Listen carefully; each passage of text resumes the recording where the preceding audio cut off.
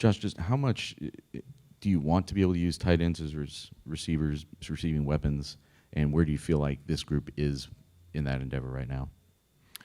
Well, we would like to use tight ends as receiving weapons. Obviously, if they're on the field, you want them to be a threat. So that kind of goes unsaid. We love throwing to the tight end. They're obviously big targets. They do a great job of catching the ball in space. But where we're at right now, we're developing a young guy in that role. We've got a guy coming back off of injury that at some point will be available. We don't know when that is, and and then we've got some other guys that are doing a good job. But we're still developing that part of our unit, and we'll see where it heads from here. I guess, but to what extent has the development of Rico been important? Just because you maybe don't know where George is right now. Well, no question, his development's been it's been very important to the role of our offense, and he's shown some great flashes of being a really good player. He's just got to get more consistent.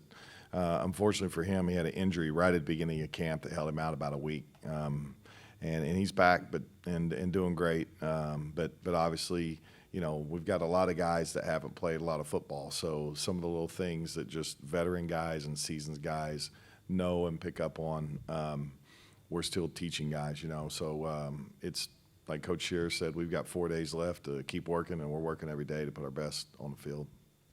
Are you ready to talk about your offensive line, your starting offensive line being set at this point? And if so, is there something about Braden that Joyner that allowed him to emerge as the starting center? Well, I don't know that we've released a depth chart or anything. Yeah, so I'm just going to stay away from that. You can ask Coach Odom that question. Yeah. This team played from behind almost exclusively last season.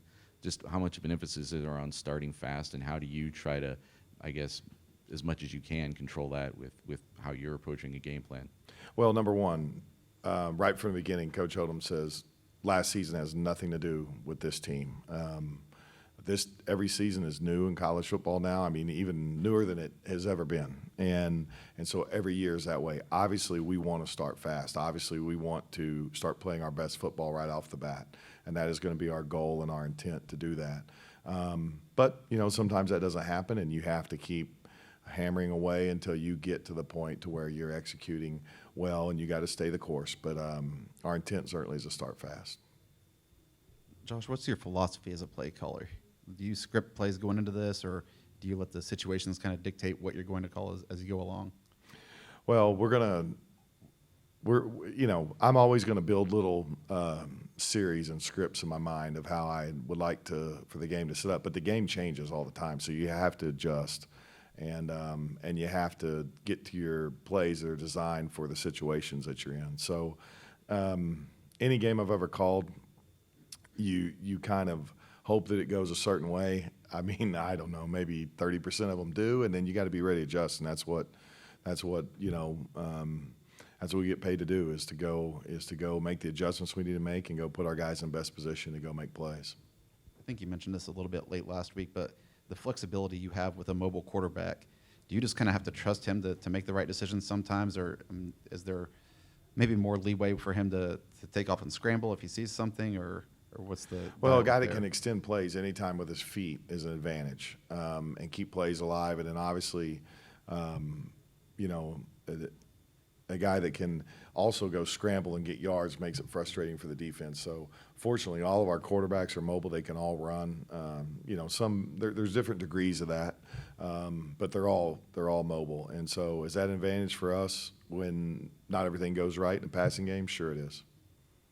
And then last thing, he asked about Rico. George was somebody that last spring, when that happened, you don't think he's going to be ready to go, and he's been slowly working his way back. Just to get him back so quickly, how big of an impact is that for the tight end room and for the offense to have that additional weapon? Well, number one, great credit to George. Great credit to Cam Ortle and our training staff and all the hard work they've done with him. I mean, because they have worked extremely hard for him to just be in position, this early in his process to have that opportunity. So we'll see where he's at through the week. But George is very important to our team. We know the impact he can have. He's going to be a really good player we got to make sure he's healthy and ready to go when we put him on the field. Josh, do you script the first 10 or 15 plays of every game? Yes and no. I mean, I know that's a cop-out, right? I do. I script plays, but I don't necessarily, like, I'm going to stick to that script. If I'm feeling something or I'm seeing something that's different, like, I'm going to adjust right off the bat. I've got groups of plays on my call sheet in my head that are good for different fronts, different coverages, whatever that is.